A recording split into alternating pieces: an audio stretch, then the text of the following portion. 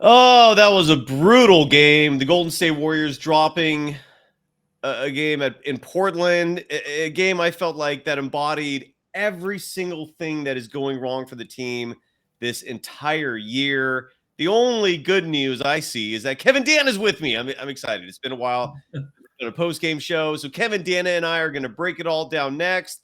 It's a live show. The chat's open. If anyone wants to engage with us live, it's all coming up next. This is Locked On Warriors. You are Locked On Warriors, your daily Golden State Warriors podcast.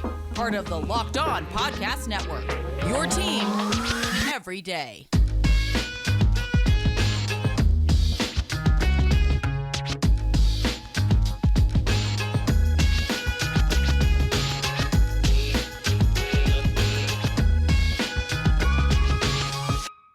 Thank you for making Locked On Warriors your first listen every day. We're free and available wherever you get podcasts. Today's episode is brought to you by LinkedIn. LinkedIn Jobs helps you find the qualified candidates you want to talk to faster.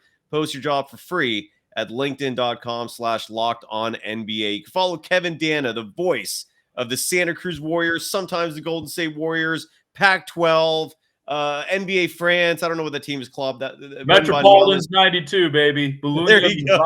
Metropolitans 92. Let's go.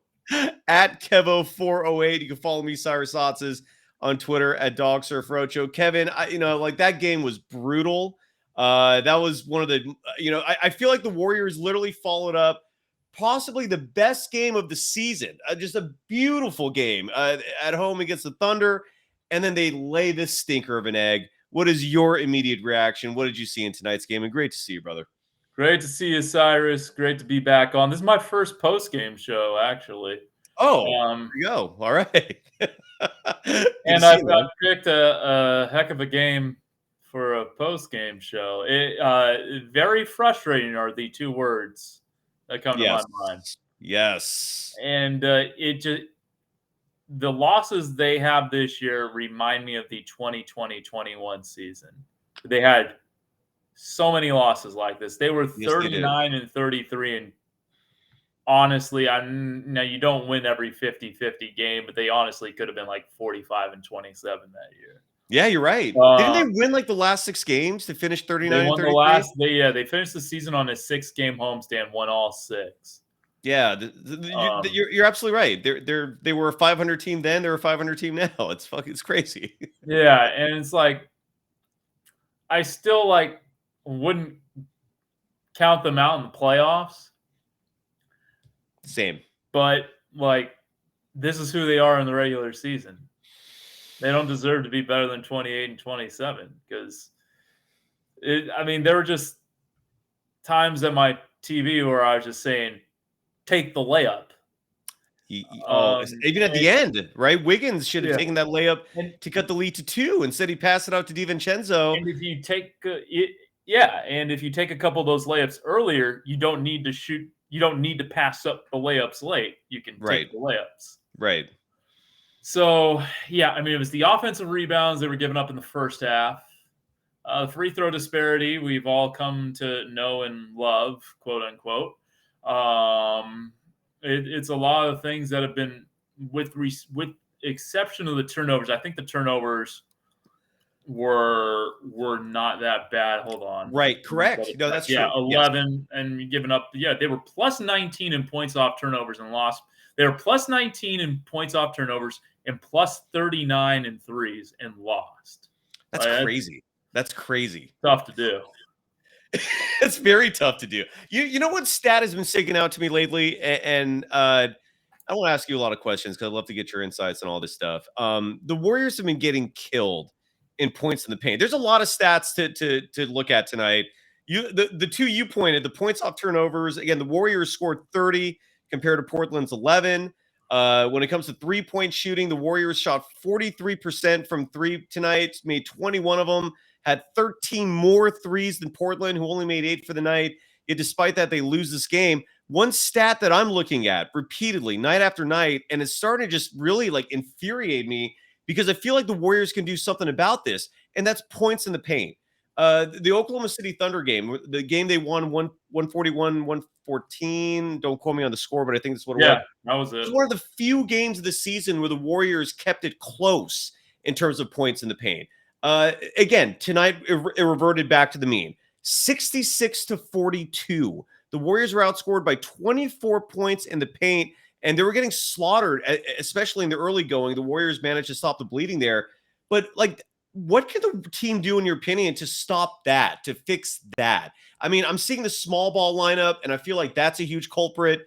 Your thoughts on just the fact that night after night, the team is getting slaughtered in the paint? I mean, it's the give and take. If you're going to shoot a lot of threes, you're not going to get a lot of points in the paint. And it's not like they can't score in the paint. I mean, I remember the bucket. Andrew Wiggins had Damian Lillard on him, back to the basket, and he just punished him. Yeah, he just punished him. Baby hook. That's like one of his go-to moves. It put the Warriors up 109-108. And it's just not something that they look to do a ton. Yeah. And so, yeah, I mean, so it's a mindset on the offensive end that, look, you got great three-point shooters and they prefer to shoot threes. You would like to see a little more inside out today. There was some of that. There definitely was some of that. I mean, they moved the ball well. They have 31, 33 assists, something like that. 31 assists on 46 makes. So basically assisting a little more than 2/3 of your makes, which you will take. But yeah, I mean, JaMychal Green had a great low post touch and finish for his only basket of the game. Like, that was easy. They had, but yeah, they're a 3-point shooting team. And yeah, it's the rural juror. The rural juror. I just started watching 30 Rock, so that is fresh in my mind. Rural juror. Yeah, or Chris Collinsworth can't say pass rush. I always hear that on another show. He says pass rush. He says, anyways, we're totally spinning here. But look, you're right. The turnover thing. The Warriors only had 11 tonight. But talk about the officiating, man. I mean, you call the Santa Cruz games. You're seeing officiating there. I highly doubt. Maybe I'm wrong. You tell me. But I highly doubt it's as contentious, as controversial as it is in the NBA, especially with the Warriors. But tonight was egregious. I mean, to put it in perspective, at the end of the third quarter, I think the Warriors the Portland Trailblazers were called for one foul in the entire third quarter. And that was at the very end of the third quarter when the Portland, I think, committed a foul just with time running out. This is egregious. The whole free throw thing is absurd with the officials this year. The Warriors went to the line a total of 10 times tonight. Now, look, you're right. They didn't go for layups. They weren't driving the ball a lot. They got killed inside the paint, as you mentioned. They're a 3-point shooting team, but they got to attack the paint more. They got to attack the rim more. And you cannot be not outscored, but outshot. I guess that's the right way to put it in terms of free throw attempts. 32-10. Your thoughts on that? Because this has been a problem the entire year. Yeah, I mean, I wouldn't say the refereeing's egregious. Like, how many free throws, honestly, should Golden State have shot? Bacon's trying to say hello. Say hello, Bacon. Hey, what's up, Bacon? What's up, buddy? But, like, honestly, how many free throws should Golden State have shot? Like, I was surprised that they shot actually 10 free throws. I didn't realize they got to 10 free throws until I checked, like, the stats in the fourth quarter. My rebuttal to that would be, I think Portland should not have shot 32 free throws. Like, there were a lot of calls. Like, Dame Lillard was, I feel like if you just blew on him and didn't even touch him, they'd still blow that whistle. And I never see that treatment for Steph. It's just annoying, man. It's annoying. I've been seeing it a lot this year. So you're saying the culpability then is entirely on the Warriors for not attacking the paint and just settling for long shots? Well, for the 10 free throws, yeah. And there were, on the Portland side, to your point, there were a couple of times like, that did not need to get called, or there was a late whistle seeing if a shot was going to go in before calling the whistle. I thought, by and large, though, if I looked at the replay, I was like, yeah, it's a foul. Just like kind of knee-jerk reaction. I'm like, that's not a foul. What are you doing calling that? And then I'll watch the replay. I'll be like, yeah, that's a foul. For the most part, like, Or one or two. I would have loved to have seen a replay in the third quarter. I thought Ty Jerome got to the spot on a blocking foul and one. I can't remember if it was Jeremy Grant or No, who it was not. I remember the exact play. It was Watford, who I'm not very familiar with. Trendon Watford. Year. Yeah, he's kind of been back into their bench the last couple of years. I thought live time that Jerome beat him there. But I never saw it. They never showed a replay. So I couldn't say one way or another. That was the one. There was like the other one that Jerome tried to take the charge on, but like Clay clearly got, I think it was Damian Lillard. Like that was a clear and one. But yeah, I mean, if you want to shoot more than 10 free throws, like that's the trade-off, right? You got to try to attack the paint more because you're not getting as many like. You can't like bait a defender into taking a bad foul on a 3-point shot as easy as you used to be able to, like the last couple of years. Yeah. And the only thing I'll say back to that is I do think the Trailblazers committed more than one foul in the entire third quarter. That's just, and the referees just either need to lay off that damn whistle and let them play. It's just annoying how often we. No, I do think. Honestly, in the last 3 minutes, there were a few drives that Portland had where it looked like guys were getting clobbered, falling after missing shots, and they just played on. Like that game was stuck at 117, 114 for a while, and Portland was hard charging to the rim, and they weren't getting calls late. So like. It kind of goes both. Like, I don't think like this was not like the Montreal screw job of 1997 Survivor Series for any of our wrestling fans. It wasn't like Patriots Raiders AFC second round playoffs in 2001, where we all learned about a tuck rule that like wasn't even properly applied and started Tom Brady's run of Super Bowls. But that's neither here nor there. Yeah. When we come back, I'm going to play some sound from Steve Kerr. He actually talked about the free throw disparity. We got to talk about the DNPs, and when we come back, I would love to get your reaction, Kevin, to this a message from Richard Sarpong, who writes, Kerr is too stubborn. You watched a 4-minute drought and you don't call a timeout, referring to the fourth quarter. And that's just a general philosophy that Kerr's always done that. He's kind of followed the Phil Jackson model of just letting him play through it. But I'm curious to know if you agree with that, at least in this game, because that did kind of stick out to me too, that they just went 4 minutes and without a basket and you don't do anything to, I mean, Kerr's like a wizard when it comes to scripting plays out of a timeout.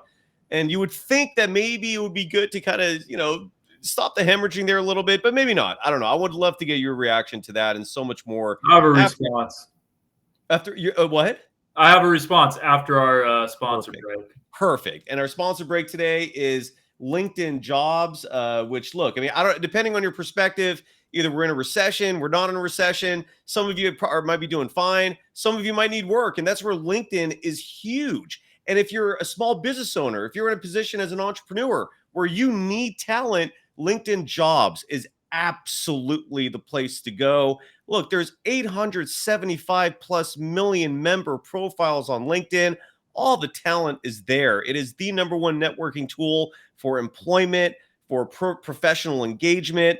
And LinkedIn Jobs helps you find quickly qualified candidates to your open jobs with targeting tools. LinkedIn Jobs helps you find those qualified candidates that you want to talk to faster. Post your job for free at linkedin.com/lockedonnba. That's linkedin.com/lockedonnba to post your job for free. Terms and conditions apply.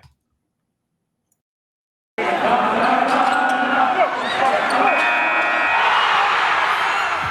are Locked On Warriors, your daily Golden State Warriors podcast. Part of the Locked On Podcast Network, your team every day.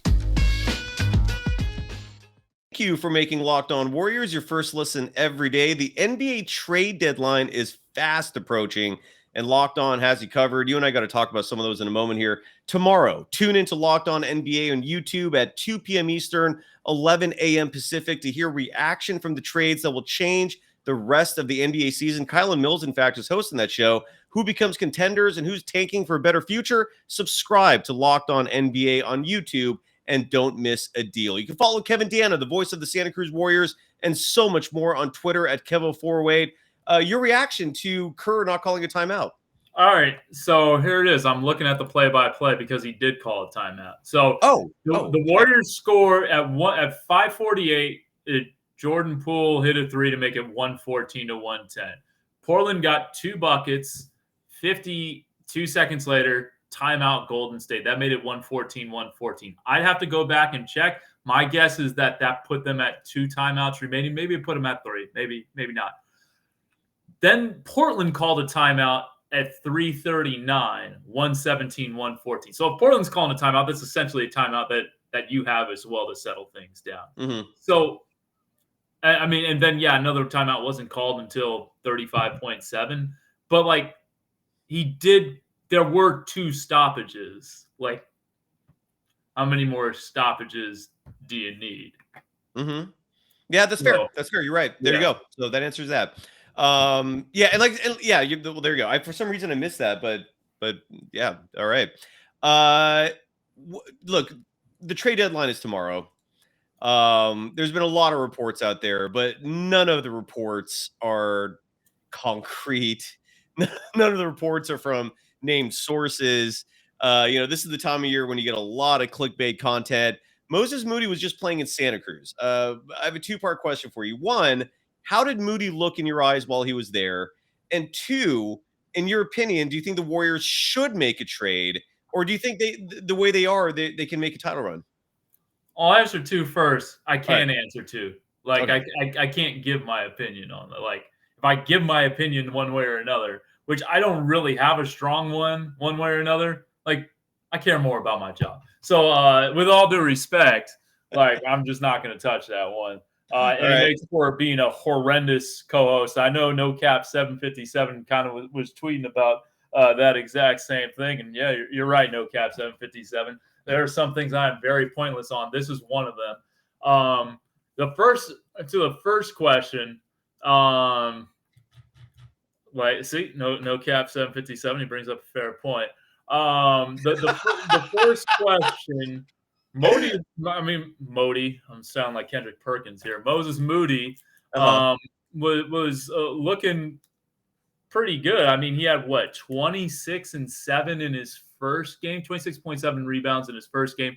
And he took a lot of shots to get to that 26 points. It was like, man, I haven't been on the court in a while. I'm gonna get up some shots. I'm gonna try to ball out and stuff. And he played kind of a more kind of team game in the second game.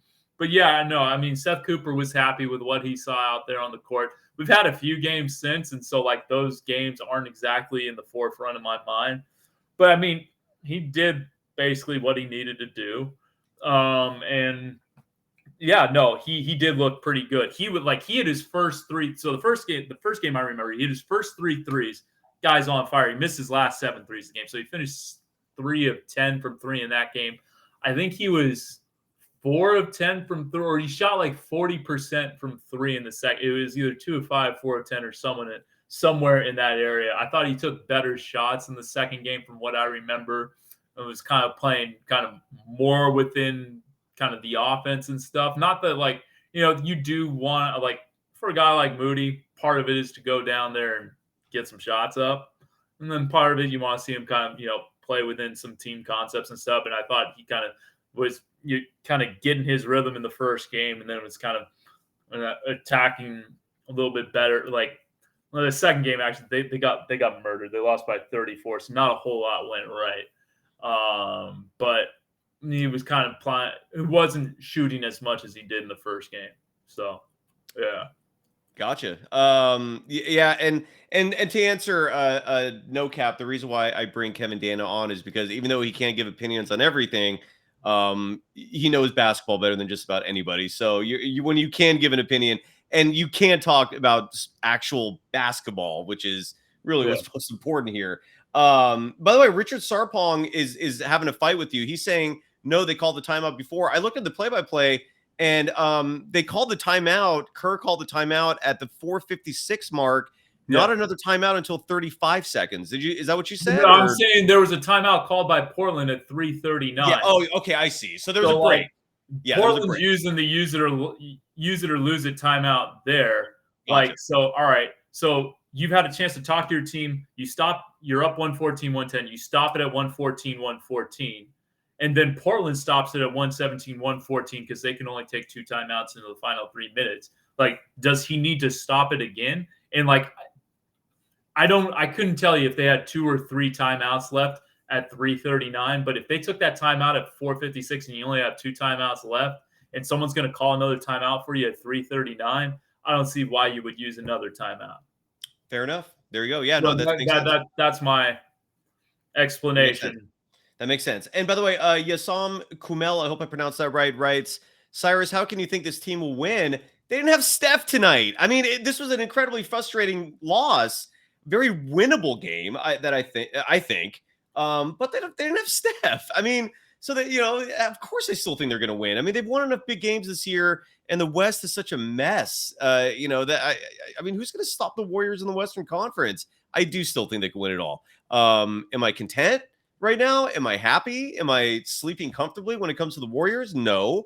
But they could still win it all. It's just going to be a lot harder than last year so far. I still haven't played that Steve Kerr soundbite yet. We'll play that when we come back.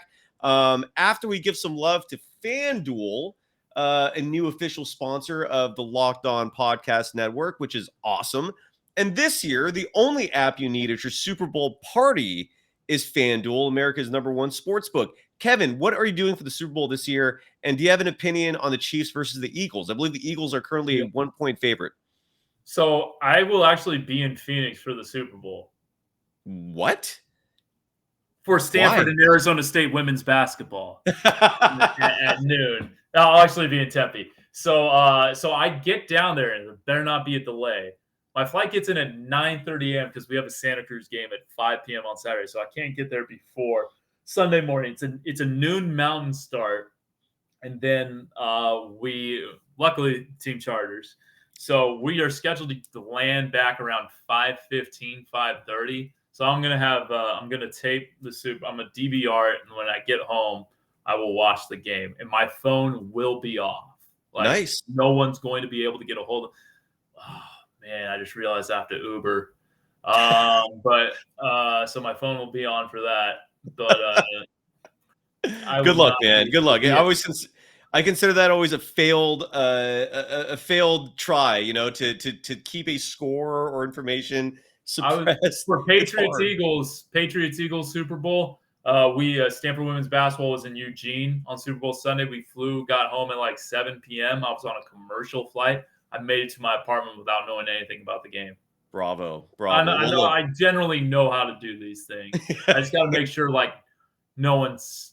I just wear headphones. No one people won't be able to watch the game in the air, so that's good. Yeah. So about the time, yeah. So I got a way around this. Yeah, you're gonna suffer for hours so that you don't find out. But look, more power to you, brother. Well, we're really excited about having FanDuel as a sports betting partner. And if you download now, you can bet Super Bowl 57 with a no sweat first bet, where you'll get up to $3,000 back in bonus bets if your first bet doesn't win. That's awesome. So join FanDuel today at FanDuel.com/lockedon to claim your no sweat first bet on Super Bowl 57. That's FanDuel.com/lockedon. Make every moment more with FanDuel, official sportsbook partner of the NFL.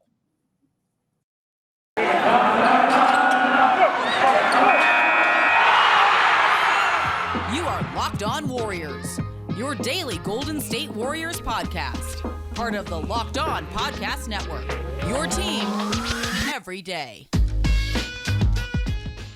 Thank you for making Locked On Warriors your first listen every day. We're free and available wherever you get podcasts. You follow Kevin Danna, the voice of the Santa Cruz Warriors, sometimes the Golden State Warriors, and so much more on Twitter at Kevo408. Let's hear from Steve Kerr, who went into it when it comes to free throw disparity, which, as we mentioned tonight, was huge. 32 free throw attempts for the Portland Trailblazers, only 10 for the Golden State Warriors. That was absolutely absurd. And here's Kerr talking about that disparity. We didn't execute very well. We did have some open looks that we didn't knock down, but there were a few possessions that we'd love to have back. We just got into a little bit of a rush and either took some difficult shots or turned it over once or twice. But I think the difference in the game really was just the fouling. They shot 32 free throws to our 10. It's just hard to win a game. And I know this is a theme that we've been talking about all year, but it's, when it's 31-9 from the foul line, that's a lot to overcome. You got to make a ton of threes, and which we did. And you've got to win the turnover battle, which we did. But even then, it's it's that's why it's close. But to get over the hump, you got to make every shot. It seems like. So we just we got outboarded and they beat us up at the foul line. I thought that was a difference in the game. Oh, when Kerr's doing the the Warriors had a bad game. Something went wrong. Yeah. I consider him a media savant, and even he had a hard time finding words there. What were your thoughts on the Lakers today? I was really hoping the Golden State Warriors were going to somehow figure out a way to get Jared Vanderbilt. He kind of became my sweetheart player in this whole trade madness. And we find out today that the Lakers got him. Great trade for the Lakers. It doesn't make him a championship contender, but it increases their chances of making the playoffs. Your thoughts on the big 3-team trade today that sends D'Angelo Russell back to Los Angeles, where he was infamous for snitching on Nick Young, in case people forgot about that. Just your thoughts on the trade overall, and if that impacts the Warriors any. Hope my guy Juan Toscano Anderson likes Salt Lake City. He's a part of that deal as well. Yes, I wish him the best of luck in his new destination. Jared Vanderbilt has been one of my 10 favorite players in the NBA/G League since I saw him at 2019 Summer League in Denver.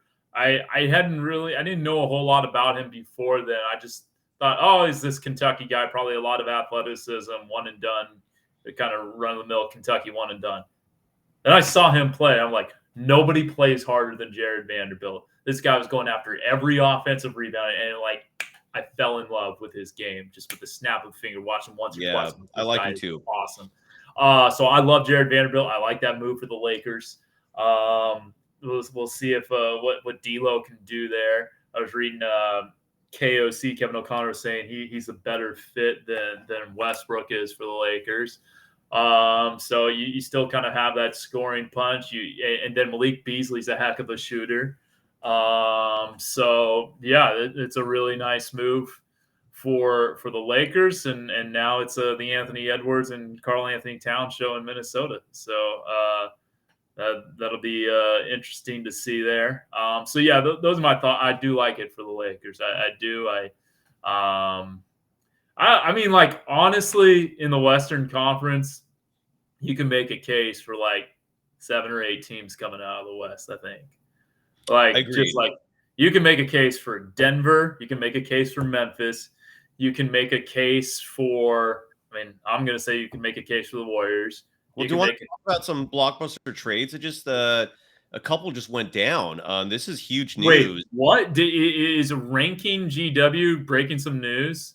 I saw it before he did, but there's 2 trades. One is this happened 15 minutes ago, courtesy of Adrian Wojnarowski, a.k.a. Wojbomb. Jakob Poeltl, who was linked in a lot of speculation to the Golden State Warriors, was traded to the Toronto Raptors for Kem Birch, a protected 2024 first-round draft pick, and 2 future second-round picks.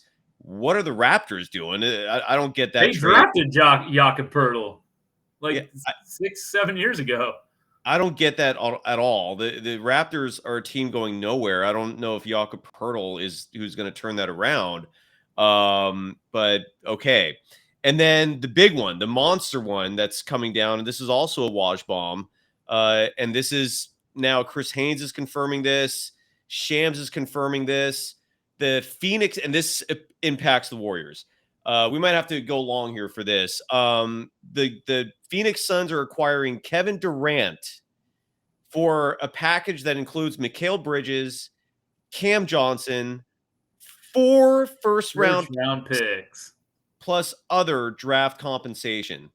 So the Phoenix Suns. So who they gave up Mikal Bridges and Cam Johnson. Your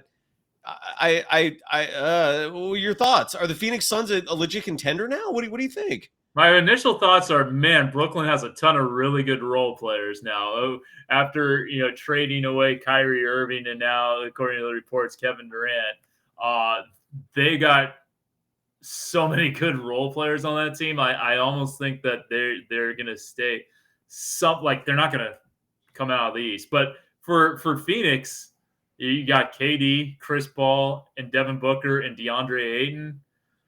Man, yeah, that's you give up some depth, but you don't give up all of it per se. That's a squad, and they've been playing better recently, and they just got Devin Booker back. They actually just beat Brooklyn last night. I was watching that game on TNT. Wow. There was talk about KD going to Phoenix in the offseason, coming in, and now it's happened. And wow, that's a seismic move. I guess it is. It's a huge move. That is literally a blockbuster trade. Do you think that incentivizes the Warriors to take action? Like, I guess what I'm saying is, right now, if the Warriors don't make a move, 7-game series between the Suns and the Warriors, are the Warriors the better team in that series? So that's a good. I mean, oh,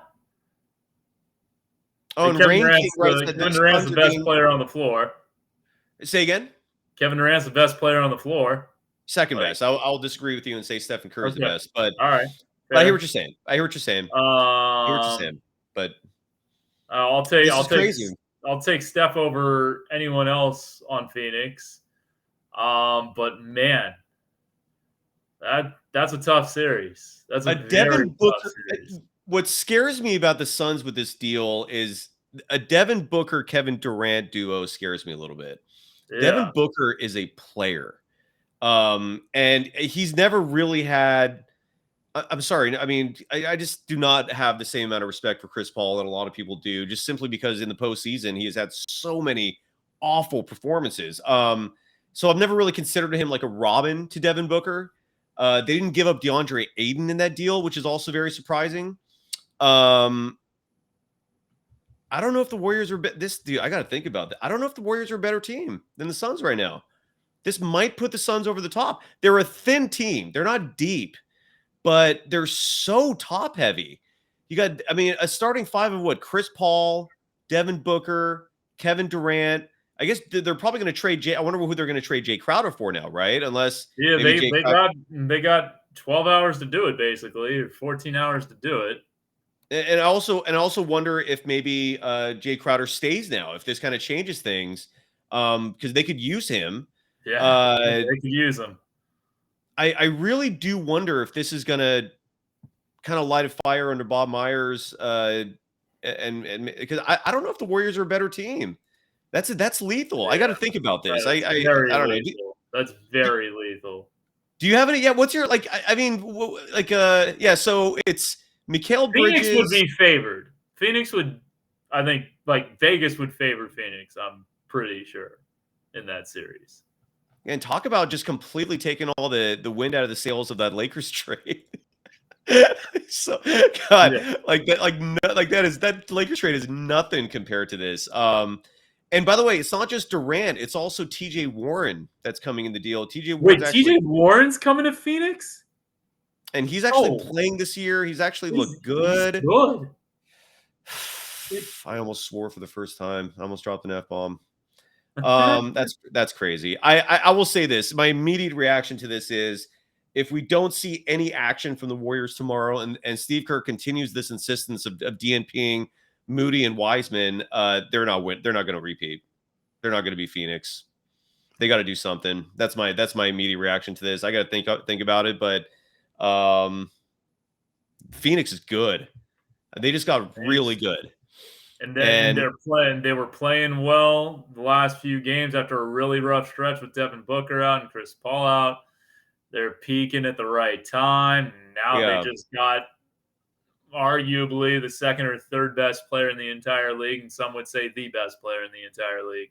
And here's why this scares me so much with the Phoenix thing is because Durant's never going to carry a team by himself to a title, right? Like he doesn't need to carry him by himself. Exactly.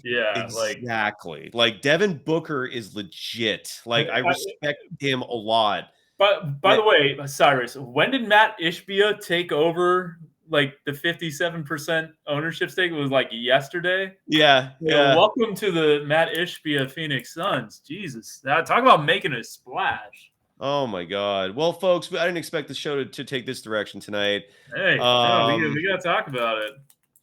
We have to. I mean, let me ask you this. I know you're a company man, Kevin, but I'm sure you can at least opine. Like in your opinion, obviously it depends on who you get back, but would you trade Moody?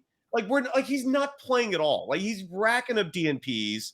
He should be in Santa Cruz again. If he's not going to play, like give him minutes. But the fact that he's not playing at all kind of makes me think maybe he is on the trading block, because if he gets injured, they're just screwed all together, right? He loses all his value then. Would you trade him? I mean, is he someone you'd like to keep long term? What are your thoughts on Moody? What can you get from Moody?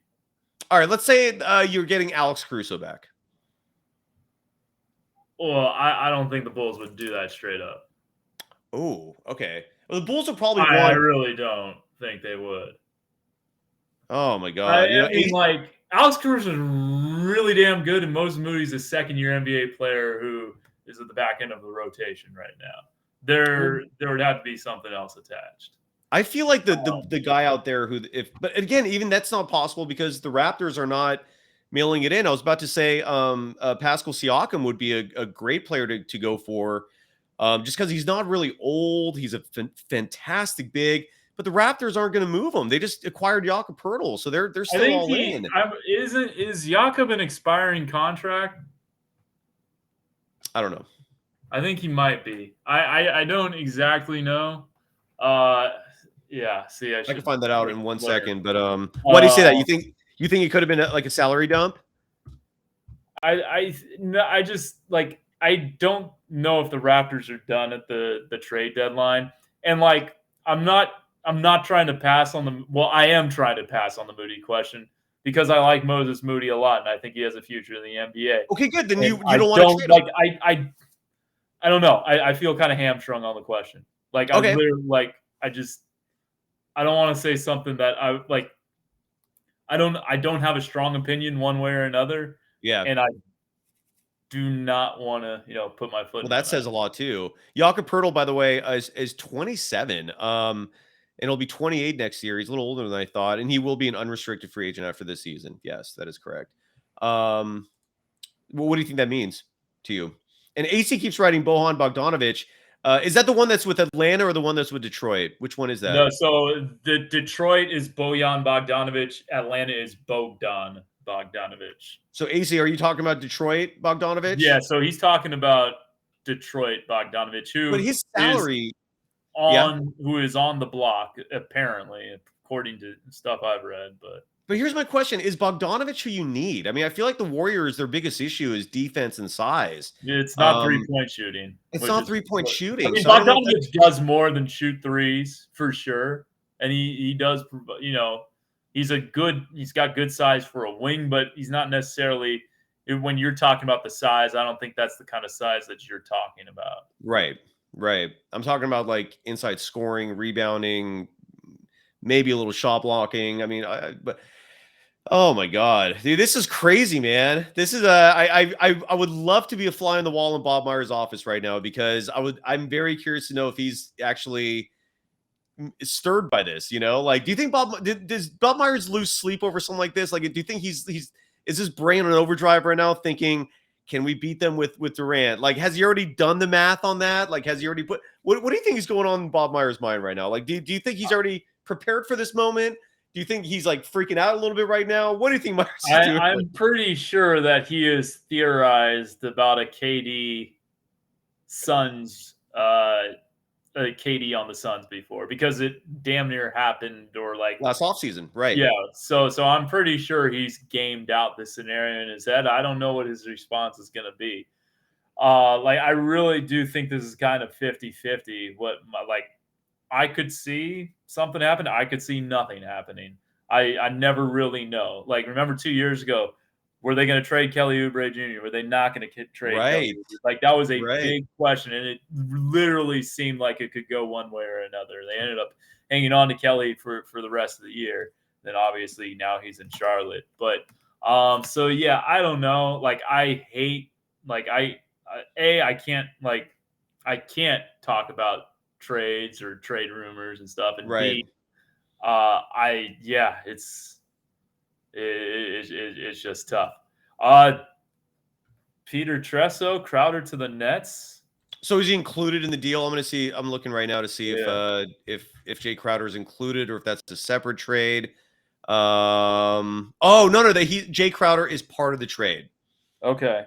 So the Suns are sending Mikal Bridges, Cam Johnson, Jay Crowder. That makes me feel a little better. 4 first-round picks. So the Nets really scored with this. A 2028 pick swap, and then they get back Durant. And the TJ Warren thing is bigger than people may indicate. The Nets literally have the all role player team. In that trio, they get Dorian Finney-Smith,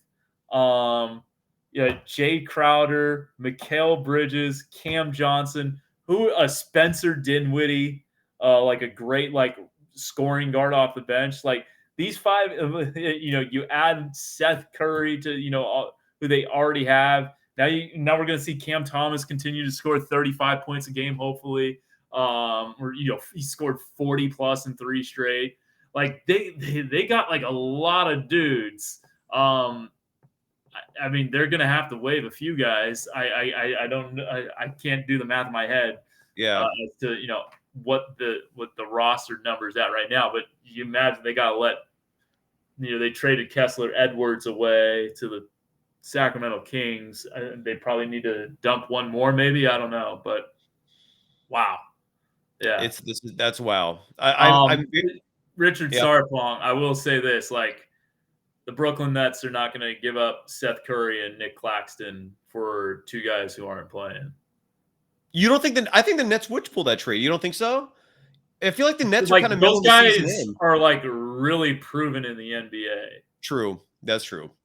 God, it's. Oh my God. I mean, Raymond Cook makes a good point here that the Suns do have to stay healthy. That's a huge part of it. I mean, every player that's a star on that team has suffered injuries over the years. A lot of them. Devin Booker just came back from a groin injury, and last year he missed a chunk of games. Kevin Durant's out right now with the knee injury.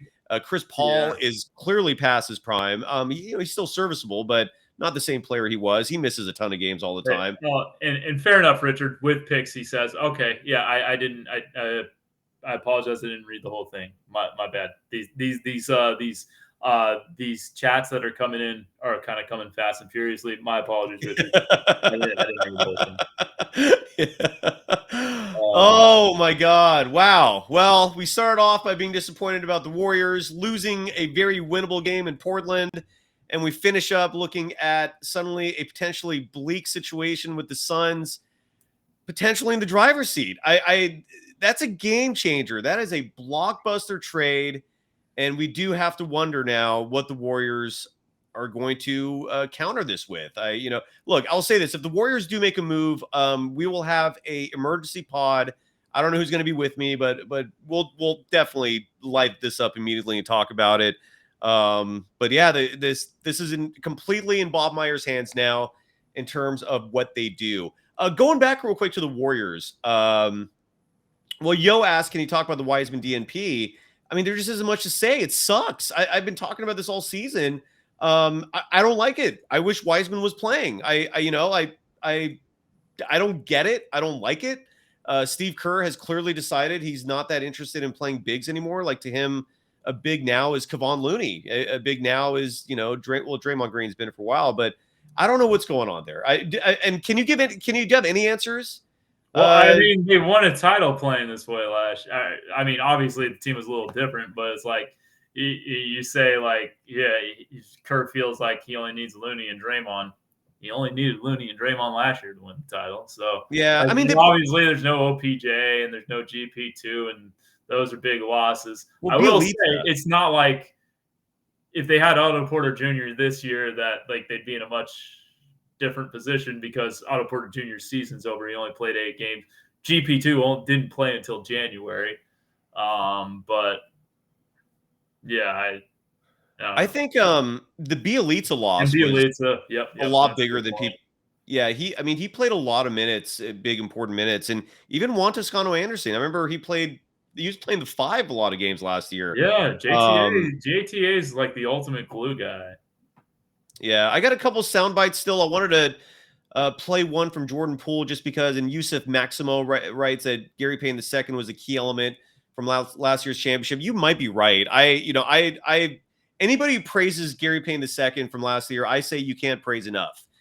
He was so invaluable, and it broke my heart when he left. And here was Jordan Poole talking about what it was like to go up against his former teammate. Yeah, we're gonna talk all the time. We did in practice, we did in the game. But he's a competitor, really good defender, really good player. When you get to go against your brother and guys of that caliber, it's always exciting. And I want to play one last soundbite, and this is because Klay Thompson has never been known as someone who attacks the rim, who gets to the line a lot, but for 2 games in a row now, Klay Thompson has not shot a single free throw. And that is a little unusual. And Steve Kerr talked about that. I haven't heard this yet. I'm very curious to hear what Steve Kerr has to say on Klay not getting to the foul line for a second game in a row. Klay's come back. He went for 73 over the past 2 games without shooting a free throw. What have you made of his shot selection over the past couple of days? Well, he's been obviously, really in a good groove. He's always going to take a few bad ones. It's part of who Klay is. He's going to get himself going, and then he's going to launch a couple, and that's okay. Be great if he could get to the line, but it's not something he's done historically. And I think one of the things that's happened in the league over the last 5-6 years is. The game is slanted towards the offensive player on drives, and we know that. And so it's a huge advantage to be able to get downhill and show a little gamesmanship. And you saw Dame, he got 16 free throws. He's really clever. He gets into the paint and he'll force the issue, and the refs are going to call it because that's the way the rules are written. And so it's when you have to go against that, but you're not creating that yourself, it can be tough. And I thought that was a big part of tonight. We had some tough calls for sure, but it's also just this is the way the game is being played today. The rules are interpreted very much from the offensive side, and so if you're the aggressor on the dribble, you're going to get calls. Yeah, and so Klay again, 2 straight games without going to the line. The Suns get Kevin Durant. Oh boy, what did you think about Kuminga tonight before we go? It wasn't one of his greater nights. He played 22 minutes, only had 2 points, 1 rebound. I saw him playing defense on Dame Lillard a lot, which might explain his low numbers, because when you're guarding a player like Dame Lillard, that takes all of your energy. And I do love the fact that Kuminga has really stepped up in terms of that defensive role. And some of the fouls tonight that were egregious, I thought were on Kuminga. There was one play, for example, where he blocked Lillard, and then like a second later, Lillard tried a drive again. I thought it was clean. They called the foul on Kuminga. You could see him getting frustrated. Your thoughts on Kuminga? Yeah, that's the one foul where I was like, I'm not sure if we're talking about the same Lillard drive on Kuminga where like Kuminga was kind of to the side of him. I didn't think he touched him. I thought that was not a foul. I was like, what's he supposed to do there? Yeah, I thought that was pretty good defense, that one. And like they kind of like free throws aside, like Lillard was not efficient in the first half, and then he got going. And then he really got going. But like, yeah, no, these games are going to happen. He was like squeezing the ball a little too hard tonight, right? Like he was making some right cuts, and he just wasn't catching the basketball. Yeah. These games will happen for a 20-year-old. Wasn't his best game. He's been playing pretty well as of late. He certainly played better than what he did tonight, though. Yeah, the Warriors are now 9th in the standings, all alone, a game above 500. They're a half game behind the Pelicans and T-Wolves for the 7th seed, a game behind the Mavericks, Suns, and Clippers for the 4 seed. And then the Sacramento Kings have a 3.5 game lead on the Warriors right now. And what is the craziest Western Conference I have ever seen in a regular season. The madness continues. It would really surprise me, though, if the Phoenix Suns didn't start pulling away, provided everyone's healthy and they're actually, committing to regular season minutes. But what a blockbuster trade. People are asking before we go. I've seen this from a few people. What's the Warriors' counter move? What can they do? I personally think the more likely move is going to be in the buyout market, or someone like Serge Ibaka. I think would be a great pickup. Much more realistic target where you don't have to give up the house for him.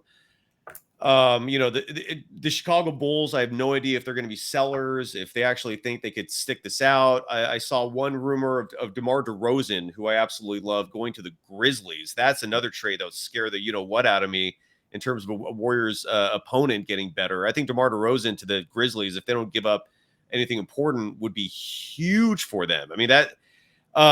So I don't know what the Warriors are going to do. I mean, we did a whole trade show. A lot of the players that were on the market, are either gone or they're not even available. The Raptors don't seem to be sellers; they seem to be buyers, actually. The Bulls are a big one. I don't know. Do you think the Bulls are going to? What do you think the Bulls are going to do? Any thoughts on them? And before we go, any other teams out there that you see that maybe have some players that the Warriors can look at? No, I don't. I'm not really sure. Yeah, it's a tough one. Sorry, I'm kind of running up on.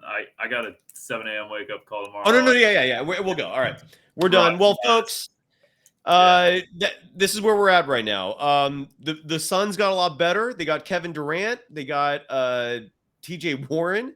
They gave up Mikal Bridges, Cam Johnson, Jay Crowder, and I think one other player, or a bunch of first-round picks for them.